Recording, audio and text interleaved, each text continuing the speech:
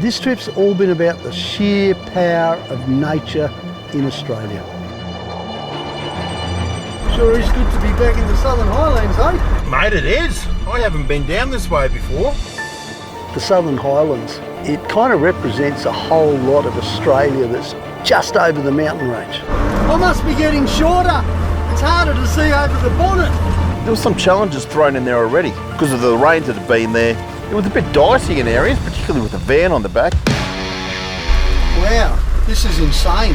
There must have been so much water come through here in such a hurry because it has shifted rock. Some of the crossings, some of the forward driving that we had to do was amazing. What were we in for? Oh, there we go. We're into the trench. John's got the secret recipe of leaf spring suspension. Worked it out on 2 milos anyway. No, it's just too wet.